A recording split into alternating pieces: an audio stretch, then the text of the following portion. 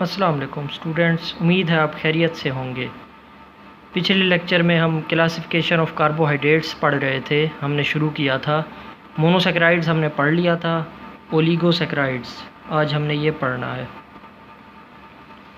ये देखें, ओलिगोसेक्राइड्स, ये दो वर्ड हैं। ओलिगो का मतलब होता है फ्यू, सेक्राइड्स आपको पिछले लेक्चर में मैंने बताया था कार्बोहाइड्रेट्स को कहते हैं, कार्बोहाइड्रेट्स।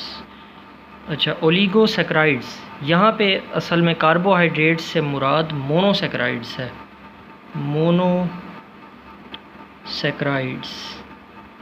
कार्बोहाइड्रेट्स से मुराद यहाँ मोनोसेक्राइड्स है। मतलब कुछ मोनोसेक्राइड्स, ओलिगोसेक्राइड्स का मतलब ओलिगोसेक्राइड्स जो है ना, कुछ मोनोसेक्राइड्स से मिलके बने हुए होते हैं। अच्छा, इसकी लिमिट है कुछ, कितने, मतलब 2 से लेके 10 तक ये इसकी लिमिट है। मतलब कम से कम 2 मोनोसेक्राइड और ज़्यादा से ज़्यादा 10 मोनोसेक्राइड, इनसे मिलके जो ओलिगोसेक्राइड्स बने हुए होते हैं।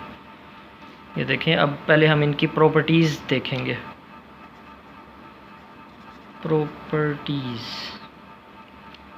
प्रॉपर्टीज़ में पहले इनका आ जाता है कि अगर इनके हम टेस्ट की बात करें ना, तो ये comparatively less sweet in taste. मतलब मोनोसेक्राइड्स के साथ इन्हें कंपेयर किया जाए ना, तो उससे ये कम मीठे होते हैं। मोनोसेक्राइड्स जो हैं वो इससे ज़्यादा मीठे होते हैं। ये जो है ना comparatively less sweet in taste होते हैं। इनकी दूसरी प्रॉपर्टी है कि सोल्यूबिलिटी की बात करें तो लेस सोल्यूबल इन वाटर। मतलब पानी में जो है ना ये कम सोल्यूबल हैं, लेस सोल्यूबल हैं। जो मोनोसेक्राइड्स हैं उनकी प्रॉपर्टीज़ में हमने देखा था कल कि वो जो है ना ज़्यादा सोल्यूबल थे, हाईली सोल्यूबल इन वाटर हैं उनकी प्रॉपर्टीज़, और इसकी में है लेस सोल्यूबल इन वाटर। तीसरी प्रॉपर्टी है ये can be hydrolysed into simpler sugars. मतलब सिंपलर शुगर्स में इन्हें हाइड्रोलाइज़ किया जा सकता है। मतलब जब इनकी हाइड्रोलिसिस हम करते हैं ना, तो ये सिंपल शुगर्स हमें प्रोवाइड करते हैं, ये ओलिगोसेक्राइड्स। सिंपल शुगर से मुराद वही मोनोसेक्राइड्स है। मतलब जब भी हम ओलिगोसेक्राइड्स की हाइड्रोलिसिस करते हैं तो हमें मोनोसेक्राइड्स मिलते हैं। मोनोसेक्राइड्स, इनकी हम हाइड्रोलिसिस कर सकते हैं। मोनोसेक्राइड्स की प्रॉपर्टीज़ में हमने देखा था कि मोनोसेक्राइड्स को हम उनकी हाइड्रोलिसिस नहीं कर सकते क्योंकि वो पहले से ही सिंपल शुगर्स होते हैं। लेकिन ओलिगोसेक्राइड्स ये कॉम्प्लेक्स शुगर्स हैं। अभी हम स्ट्रक्चर पढ़ेंगे ना आगे, आप देख लेना।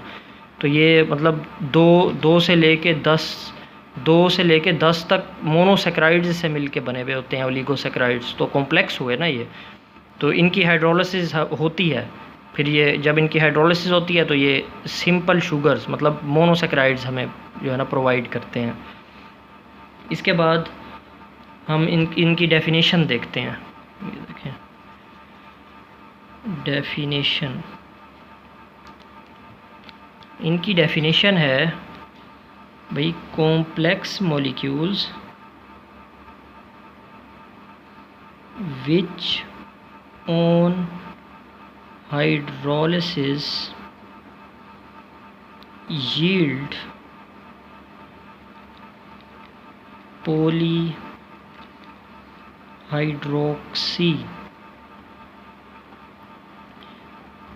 aldehydes और कीटोन सब यूनिट्स। मतलब ये कि ओलिगोसेक्राइड्स उन कॉम्प्लेक्स मॉलिक्यूल्स को कहते हैं जिनकी हम जब हाइड्रोलिसिस करें ना, तो वो हमें पॉलीहाइड्रोक्सी अल्डिहाइड्स या पॉलीहाइड्रोक्सी कीटोन्स में कन्वर्ट हो जाए, वो हमें पॉलीहाइड्रोक्सी अल्डिहाइड या पॉलीहाइड्रोक्सी कीटोन दे दे। उन कॉम्प्लेक्स मॉलिक्यूल्स को हम ओलिगोसेक्राइड्स कहते हैं। ये आपको मैंने पिछले लेक्चर में बताया था। ये जो पॉलीहाइड्रोक्सी अल्डिहाइड्स और कीटोन सब यूनिट्स, ये जो लिखा हुआ है ना, ये हम मोनोसेक्राइड्स को कहते हैं। ये हमने मोनोसेक्राइड की पिछले लेक्चर में जो डेफिनेशन पढ़ी थी, ये आपको याद होगा, उन्हीं को कहते हैं। इससे मुराद है इनका मोनोसैकराइड्स। डेफिनेशन मतलब क्या बनी कि वो कॉम्प्लेक्स मॉलिक्यूल्स जिनकी जब हम हाइड्रोलिसिस करें तो वो हमें मोनोसैकराइड्स प्रोवाइड करें, उन मॉलिक्यूल्स को, उन कॉम्प्लेक्स मॉलिक्यूल्स को हम ओलिगोसैकराइड्स कहते हैं। ये है इसकी डेफिनेशन। इसके बाद इसकी फर्दर कैटेगरीज़ हैं ओलिगोसैकराइड्स की। हेडिंग है फर्दर कैटेगरीज़। मतलब ये कि कैटेगरीज़ इसकी हैं, मतलब वो ओलिगोसैकराइड्स जो दो मोनोसैकराइड्स से मिलके बने हुए हों ना, दो मोनोसैकराइड्स से मिलके बने हुए हों, उनको हम कहते हैं डाईसैकराइड्स। ये याद रखेंगे, ये कैटेगरीज़ इसकी इम्पोर्टेंट हैं। ये जो फर्दर कैटेगरीज़ हैं ये आप समझ लें ज़रा। मतलब वो ओलिगोसैकराइड्स जो दो मोनोसैकराइड्स से मिलके बने हुए होते हैं ना, उनको हम डाईसैकराइड्स कहते हैं। एक कैटेगरी ये है इसकी। एक और देखें, वो ओलिगोसैकराइड्स जो तीन मोनोसैकराइड्स से मिलके बने हुए होते हैं, उनको हम कहते हैं ट्राईसैकराइड्स। इसी तरह काफ़ी सारी इसकी कैटेगरीज़ है। मतलब है जो आगे अब ये इसके काफ़ी सारी हैं, 10 तक हैं, हमने दिखाया है ना, मैंने आपको बताया है। मतलब कम से कम दो मोनोसैकराइड से मिलके बना हुआ होता है ओलिगोसैकराइड, और ज़्यादा से ज़्यादा 10 मोनोसैकराइड से मिलके बना हुआ होता है। तो 10 तक ही ऐसे है। मतलब दो अगर ओलिगोसैकराइड दो मोनोसैकराइड से मिलके बना हुआ है तो उसको हम डाईसैकराइड्स कहते हैं। 3 से मिलके बना हुआ है तो उसको हम ट्राईसैकराइड्स कहते हैं। 4 से मिलके बना हुआ होगा तो टेट्रासैकराइड्स। 5 से मिलके बना हुआ है पेंटासैकराइड्स। 6 से मिलके बना हुआ है फिर हेक्सोसैकराइड्स। इस तरह मतलब आगे इनकी ये कैटेगरीज़ हैं, फर्दर कैटेगरीज़ ये आगे इसकी है पड़ी। अच्छा, ये बात आपने याद रखनी है कि यही ओलिगोसैकराइड्स जो होते हैं, ये जैसे डेफिनेशन में लिखा हुआ है, मतलब वो कॉम्प्लेक्स मॉलिक्यूल्स जिनकी जब हम हाइड्रोलिसिस करें ना तो वो हमें मोनोसैकराइड्स दे दें, उनको हम ओलिगोसैकराइड्स कहते हैं। इसके डेफिनेशन में आप शामिल कर लें भाई, वही 2 to 10 मोनोसैकराइड्स। ये बड़ा इम्पोर्टेंट बात है, ये आपने जहन में रखनी है। मतलब वो कॉम्प्लेक्स मॉलिक्यूल्स जिनकी जब हम हाइड्रोलिसिस करेंगे तो वो कम से कम 2 मोनोसैकराइड्स हमें दे और ज़्यादा से ज़्यादा 10 मोनोसैकराइड्स हमें दे, उनको हम कहते हैं ओलिगोसैकराइड्स। अगर 10 से ऊपर कहानी चली जाएगी ना तो फिर वो पॉलीसैकराइड्स में आ जाता है, जो हम आगे अपने अगले लेक्चर में पढ़ेंगे। जो अगला क्लासिफिकेशन है कार्बोहाइड्रेट की, वो इसमें फिर आ जाता है। ओलिगोसैकराइड्स 2 से 10 तक है, ये आप याद रखेंगे। अच्छा, ये मैंने आपको फर्दर कैटेगरीज़ बता दी। ये वही 10 तक जा रही हैं, क्योंकि 2 से लेकर 10 तक ओलिगोसैकराइड्स होते हैं ना। तो कम से कम 2 मोनोसैकराइड से मिलके बना हुआ होता है, ज़्यादा से ज़्यादा 10 मोनोसैकराइड से मिलके बना हुआ होता है। उसी हिसाब से इसकी कैटेगराइजेशन है। 2 से है तो डाईसैकराइड्स, ट्राईसैकराइड्स, ऐसे सो ऑन। अच्छा, इसके बाद हम एग्जांपल्स, कुछ इसकी एग्जांपल्स देखते हैं, उससे आपको बेहतर समझ आ जाएगा। हम स्ट्रक्चर भी उसका देख लेंगे। एग्जांपल ये देखें, एग्जांपल में मैं आपको दिखाऊं, ये डाईसैकराइड्स की हम देखते हैं। डाईसैकराइड्स मतलब वो ओलिगोसैकराइड्स जो 2 मोनोसैकराइड से मिलके बना हुआ होता है। अच्छा, ये जो है ना, इनको हम एक और तरह से भी, ये जो डेफिनेशन है डाईसैकराइड, ट्राईसैकराइड्स, इनको हम एक और तरह से भी बयान कर सकते हैं। ये देखें, जैसे मैंने आपको यूँ बताया ना, वो ओलिगोसैकराइड्स जो 2 मोनोसैकराइड से मिलके बने हुए हैं उनको हम डाईसैकराइड कहते हैं। जो 3 से मिलके बने हुए हैं उनको हम ट्राईसैकराइड्स कहते हैं। अब इसकी यूँ भी बन सकती है डेफिनेशन कि वो ओलिगोसैकराइड्स जिनकी जब हम हाइड्रोलिसिस करें ना तो वो हमें 2 मोनोसैकराइड्स दे दें, उनको भी हम डाईसैकराइड्स कहते हैं। इसी तरह इसकी मतलब वो ओलिगोसैकराइड्स जिनकी जब हम हाइड्रोलिसिस करें तो वो हमें 3 मोनोसैकराइड्स प्रोवाइड करते हैं, तो उनको हम ट्राईसैकराइड्स कहेंगे। इसीलिए नीचे जैसे 4, अगर वो ओलिगोसैकराइड्स जो हमें जिनकी जब हम हाइड्रोलिसिस करेंगे तो वो अगर 4 हमें मोनोसेक्राइड्स देते हैं तो वो फिर टेट्रासेक्राइड्स में आ जाएगा, ऐसे सो ऑन। इस तरह भी इसकी डेफिनेशन बनती है। ये दोनों तरह से आपने याद रखना है। अच्छा, ये मैं आपको बता रहा था भाई डाइसेक्राइड्स की एग्जांपल अगर मैं दूं आपको तो इसमें आ जाता है माल्टोज, ये भी एक डाइसेक्राइड है। सुक्रोज, ये भी एक डाइसेक्राइड है। लैक्टोज, ये भी एक डाइसेक्राइड है। अच्छा, ट्राइसेक्राइड की एग्जांपल देखते हैं। ट्राइसेक्राइड्स वैसे आपके सिलेबस में शामिल नहीं है, ट्राइसेक्राइड, टेट्रासेक्राइड, ये इनका कुछ भी नहीं, आपको एग्जांपल कुछ भी नहीं दी हुई, लेकिन मैं आपको चलो थोड़ी सी आपकी नॉलेज में इजाफा हो जाएगा। इसकी एग्जांपल में आ जाता है रेफिनोज, ये रेफिनोज होता है। अच्छा, ये अब इनको मैं अब दिखाता हूँ कि ये माल्टोज जो है ना, माल्टोज ये बना हुआ होता है ग्लूकोज और ग्लूकोज से। ग्लूकोज और ग्लूकोज जब आपस में मिलते हैं ना, केमिकली कंबाइन होते हैं, तो यही बनता है माल्टोज, ये माल्टोज। सुक्रोज को देखते हैं हम। सुक्रोज जो है ना वो ग्लूकोज और फ्रक्टोज, ये दोनों जब केमिकली कंबाइन होते हैं तो फिर बनता है सुक्रोज। ये मैम मोनोसेक्राइड, ये देखिए ग्लूकोज ये भी मोनोसेक्राइड है, ये भी मोनोसेक्राइड है। 2 मोनोसेक्राइड से मिलके बना हुआ है माल्टोज, इसलिए हम इसे डाइसेक्राइड कहते हैं। 2 मोनोसेक्राइड से मिलके बना हुआ है सुक्रोज। ग्लूकोज भी मोनोसेक्राइड है, फ्रक्टोज भी मोनोसेक्राइड है, ये सुक्रोज बना हुआ है, इसलिए इसको हम कहते हैं डाइसेक्राइड। उसके बाद ये सुक्रोज भी हो गया। लैक्टोज जो है ये बना हुआ होता है ग्लूकोज और गलैक्टोज, ये दोनों जब केमिकली कंबाइन होते हैं तो फिर बनता है लैक्टोज। ये भी मोनोसेक्राइड है, ये भी मोनोसेक्राइड है। देखें 2 मोनोसेक्राइड से मिलके ये लैक्टोज बना हुआ है, इसलिए इसको हम डाइसेक्राइड कहते हैं, लैक्टोज को। अच्छा, अभी इसको देखते हैं हम ट्राइसेक्राइड। इसको देखना, अब ये 3 मोनोसेक्राइड से मिलके बना हुआ होगा। इसमें आ जाता है ग्लूकोज, फ्रक्टोज और है गलैक्टोज। ये तीनों जब आपस में केमिकली कंबाइन होते हैं ना तो फिर ये बनता है रेफिनोज। ये देखें 3 मोनोसेक्राइड से मिलके बना हुआ है, इसलिए ये ट्राइसेक्राइड है। ठीक है। अच्छा, ये आपने याद रखना है, ये जो सुक्रोज़ है ना इसको केन शुगर भी कहते हैं। ये आपने नाम पढ़े हुए हैं, ये सुक्रोज़, ये केन शुगर मतलब आम जो चीनी होती है खाने वाली, ये उसी का नाम है। ये लैक्टोज जो है इसे मिल्क शुगर भी कहते हैं हम, ये इसका कॉमन नेम। लैक्टोज का कॉमन नेम मिल्क शुगर है, सुक्रोज़ का कॉमन नेम जो है केन शुगर है।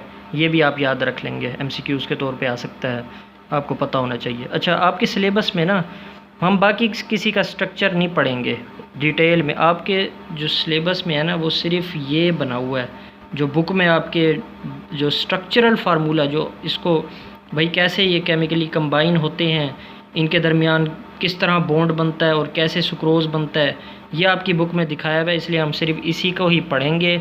बाकी जो एग्जांपल्स हैं माल्टोज़ की, लैक्टोज़ की और रेफिनोज़ की, ये अगर आपको पढ़ना है तो आप बेशक गूगल में सर्च करके देख सकते हैं, इनका स्ट्रक्चर आपको मिल जाएगा, कैसे बनते हैं ये कैसे 3 केमिकली कंबाइन होते हैं, ये कैसे ये वाले केमिकली कंबाइन होते हैं। तरीका सबका एक ही होता है, इसलिए बाकी आपकी बुक में नहीं बनाए हुए। हम सुक्रोज़ पढ़ेंगे, उसी से ही आपको समझ आ जाएगी सारी। ये देखें, पहले मैं मॉलिक्यूलर फार्मूला आपको लिख के इनका दिखाता हूँ। ये देखें C6H12O6, ये है ग्लूकोज, ठीक है। C6H12O6, फ्रक्टोज़ का भी यही फार्मूला होता है, फ्रक्टोज़। ये दोनों मोनोसेक्राइड्स हैं। अच्छा, इनको आप कह रहे होंगे ये तो दोनों फार्मूले एक ही हैं, तो ये नाम इनके चेंज क्यों हैं? तो इनका स्ट्रक्चरल फार्मूला असल में चेंज होता है। मॉलिक्यूलर फार्मूला तो सेम है, स्ट्रक्चरल फार्मूला भी मैं बनाऊंगा ना, आप वहाँ गौर करना, इनका वो डिफरेंट होता है, इसलिए इसको नाम हम डिफरेंट देते हैं। ये आपने केमिस्ट्री में पढ़ा हुआ है, इसे आइसोमेरिज्म हम कहते हैं। मतलब जिनका मॉलिक्यूलर फार्मूला सेम हो, स्ट्रक्चरल फार्मूला डिफरेंट हो, वो आइसोमेरिज्म में आ जाता है, केमिस्ट्री में आपने पढ़ा हुआ है। अच्छा, ये 2 केमिकली कंबाइन होते हैं तो सुक्रोज़ बनता है, जिसका मॉलिक्यूलर फार्मूला है C12H22O11, ये हम इसे कहते हैं सुक्रोज़। ये मॉलिक्यूलर फार्मूला मैंने करके दिखा दिया। अच्छा, इसी को हम इस तरह भी बयान कर सकते हैं। ये देखें, तीर का निशान मैंने यूँ बनाया है, इसको मैं रिवर्स बनाता हूँ। मतलब हम क्योंकि सुक्रोज़ की जब हाइड्रोलिसिस करेंगे तो फिर हमें यही दो चीज़ें मिलती हैं ना, ग्लूकोज मिलेगा हमें और फ्रक्टोज़ मिलेगा हमें जब इसकी हम हाइड्रोलिसिस करेंगे। इसलिए मैंने ये दो तीर के निशान बना दिए भाई, हमें ये भी मिल सकता है। केमिकली कंबाइन जब होंगे तो हमें ये ओलिगोसेक्राइड है, ये मैं शॉर्टकट वे में लिख लेता हूँ, ओलिगोसेक्राइड। ये जब हम इसकी हाइड्रोलिसिस करते हैं तो हमें दो मोनोसेक्राइड मिलते हैं, ये भी मोनोसेक्राइड है, ये भी मोनोसेक्राइड है। तो ये ओलिगोसेक्राइड की जब हाइड्रोलिसिस करते हैं तो हमें दो मोनोसेक्राइड मिलते हैं। ये दो मोनोसेक्राइड जब केमिकली कंबाइन होते हैं तो ओलिगोसेक्राइड बनता है। ये मैंने डाई सेक्राइड बनाया हुआ है क्योंकि दो मोनोसेक्राइड से मिलकर बना हुआ है ना। अब इसका हम देखते हैं स्ट्रक्चरल फार्मूला, अब आपको समझ आएगा। ये देखें ग्लूकोज, पहले मैं इसका बनाता हूँ। पिछले लेक्चर में भी जो बनाया था हमने, ये 6 कॉर्नर रिंग बनाता है। इसका हम चेन स्ट्रक्चर नहीं बनाएंगे, ग्लूकोज और फ्रक्टोज इनका तो चेन स्ट्रक्चर भी होता है ना, पिछले लेक्चर में जो मैंने बनाया था। तो हम इसका रिंग स्ट्रक्चर बनाएंगे क्योंकि सेल्स में जब ये मौजूद होते हैं ना तो वो सॉल्यूशन की फॉर्म में होता है ना, सेल के अंदर लिक्विड होता है, सॉल्वेंट, वो वाटर, क्योंकि 70% वाटर है सेल में, तो वहाँ ये चेन की शक्ल में नहीं होते, वहाँ ये सॉल्यूशन की शक्ल में होते हैं, सॉल्यूशन में मतलब होते हैं। तो इसलिए ये रिंग शक्ल में होते हैं ये, इसलिए मैं रिंग बना रहा हूँ। 2 3 4 5 और ये 6 CH2OH प्लस यहाँ बनाता हूँ मैं H2OH, ये है। अच्छा, ये मैंने बना लिए, ये मैंने ग्लूकोज बनाया है, ये फ्रक्टोज बनाया है। ये इसमें ये देखें जो OH और H होता है ना, HOH HOH, ये C के साथ लगे हुए होते हैं। इसको हम ऊपर नीचे कर सकते हैं, ये आप इसमें कंफ्यूज नहीं होना। मतलब H को ऊपर लिख लें या OH को नीचे लिख लें, OH ऊपर लिख लें, H नीचे लिख लें, इसमें आपने कुछ नहीं होना। स्ट्रक्चर आप बनाएंगे ना तो ये जैसे इसमें भी OH H OH H, तो इसको हम ऊपर नीचे कर सकते हैं, इसमें कोई बात नहीं होती। अच्छा, अब मैं आपको दिखाता हूँ, ये देखें अब ये कैसे केमिकली कंबाइन होंगे। ग्लूकोज और फ्रक्टोज इन्होंने फिर कंबाइन होंगे तो ये सुक्रोज बन जाएगा ना। ये देखें इसमें वाटर मॉलिक्यूल रिलीज़ होता है। ये देखें यहाँ से आएगा OH एक साइड से, ओ सॉरी ये नहीं, ये वाला ये नहीं है, यहाँ से OH और यहाँ से H, ये दोनों आपस में मतलब रिएक्ट करके ना ये वाटर बना देते हैं, H2O, ये बना देते हैं वाटर। ये रिजल्टेंट क्या बनता है हमारे पास, OH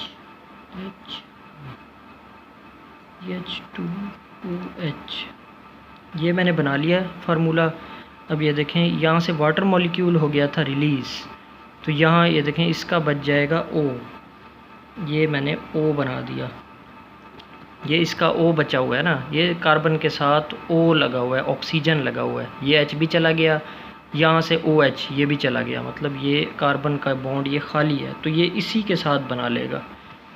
इस कार्बन के साथ जो ऑक्सीजन लगा हुआ है ना, ये हिस्सा तो पूरा गया, वाटर बन गया, तो ये कार्बन अपना ये वाला बॉन्ड इस ऑक्सीजन के साथ बना लेगा। ये देखें इस तरह, इस बॉन्ड को हम कहते हैं ग्लाइकोसिडिक बॉन्ड, इसका नाम है ग्लाइकोसिडिक बॉन्ड।